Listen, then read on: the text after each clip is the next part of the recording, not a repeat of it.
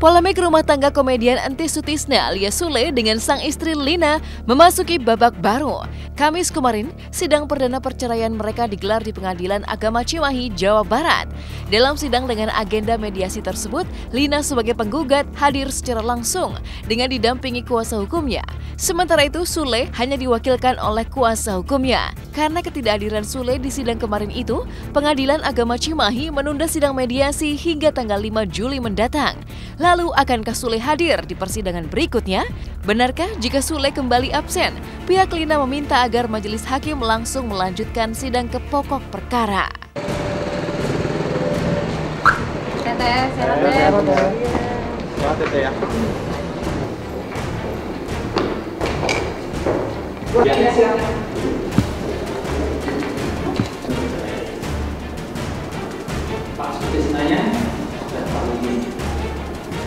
Jadi tadi sidang gugatan cerai dari Ibu Lina ke Kang Sule, itu tadi sidang perdana. Nah, jadi karena Kang Sule belum bisa hadir pada sidang yang pertama, nanti akan dijadwalkan sidang berikutnya dengan acara mediasi. Diberikan kesempatan kepada kuasa hukum tergugat untuk menghadirkan saudara Sutisna, mohon maaf ya, saudara Sutisna, untuk hadir pada tanggal 5 Juli, masih dalam agenda mediasi. Kang Sule akan hadir pada sidang berikutnya. Akan dipastikan datang? Insya Allah hadir gitu ya, dan beliau mengatakan kepada kami selaku kuasanya, sidang berikutnya beliau insya Allah akan hadir. Keretakan rumah tangga Sule dan Lina memang cukup mengejutkan. Pasalnya, pasangan ini sudah membina rumah tangga selama lebih dari 20 tahun. Dari pernikahan mereka, keduanya juga telah dikaruniai 4 orang anak. Meski begitu, sejumlah kabar tak sedap sempat terhembus. Dari kehadiran orang ketiga hingga aksi Sule membeli motor gede yang disebut-sebut memantik amarah Lina. Lalu, seperti apa pihak kuasa hukum Sule dan Lina menanggapi berbagai kabar terkait penyebab keretakan rumah tangga klien mereka? Pihak ketiga nggak ada. Jadi ketidakcocokan yang sudah terakumulasi barangkali kan, kalau tidak cocoknya baru kemarin sore mungkin bisa saja ya. Mungkin sudah terjadi akumulasi ketidakcocokan. Persoalan mau beli apa, beli itu silakan. Dia nggak mempersoalkan itu semua. Yang jelas sudah tidak cocok itu kan, jadi bahasa tidak cocok tuh tolong teman-teman juga bisa menafsirkan kan. Itu pasti rangkaian. Ya saya pikir kalau ada suami beli sesuatu hasil kerja bersama dengan tentunya dorongan dari istri gitu ya, saya pikir pasti memberitahu. Insya Allah itu nggak mungkin tanpa sepengetahuan istrinya ya.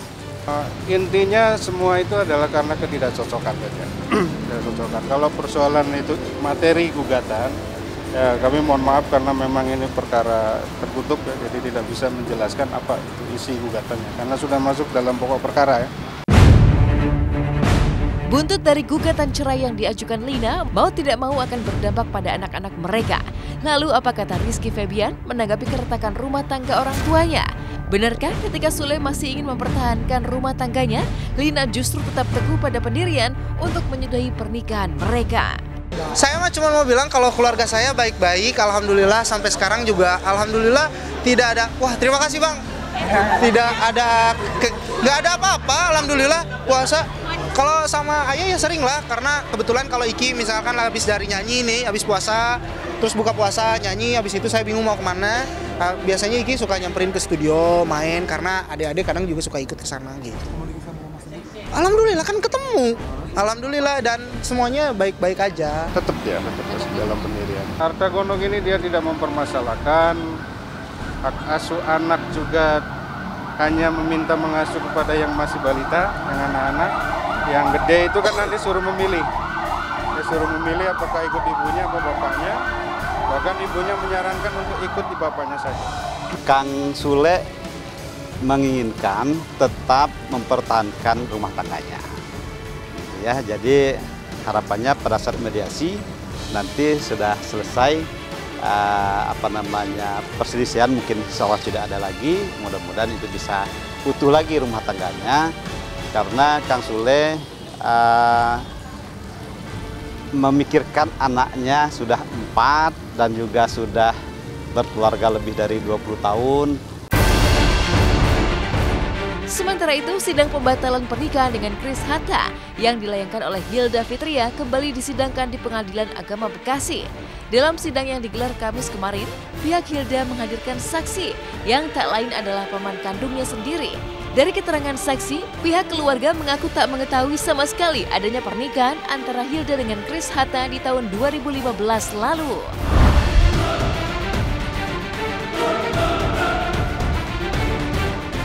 Hari ini tadi kita habis pembuktian tambahan lagi dari kita, berikut juga sama saksi-saksi. Ya alhamdulillah persidangannya lancar, tapi kebetulan Hilda hari ini berhalangan hadir karena ada pekerjaan. Tapi kebetulan tadi dari tergugat, Chris dia bisa hadir, jadi dia bisa dengar langsung, bisa nanya-nanya juga.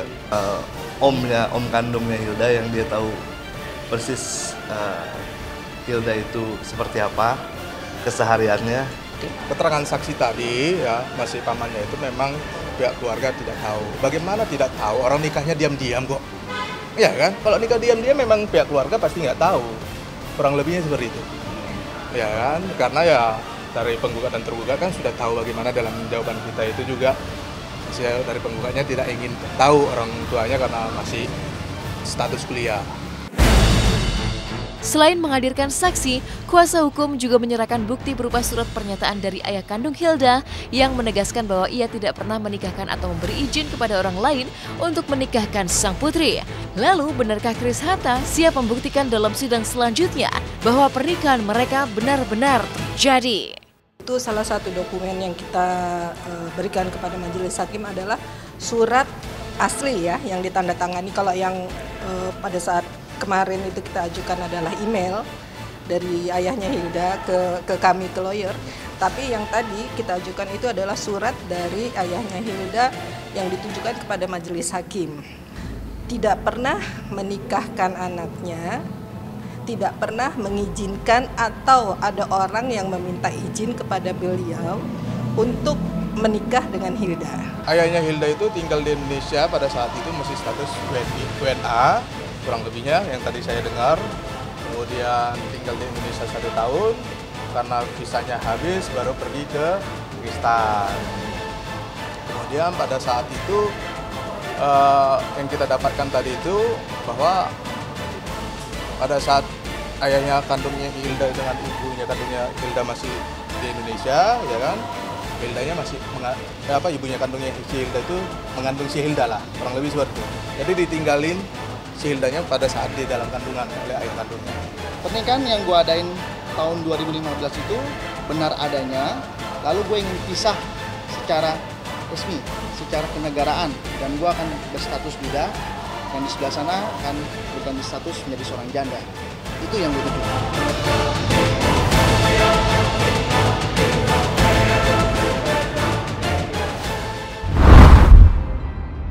Meninggalkan kemelut asmara para bintang yang bergulir hingga meja hijau, inilah sisi lain dari Riza Shah, pemeran Reza di sinetron Siapa Takut Jatuh Cinta di sela-sela syutingnya.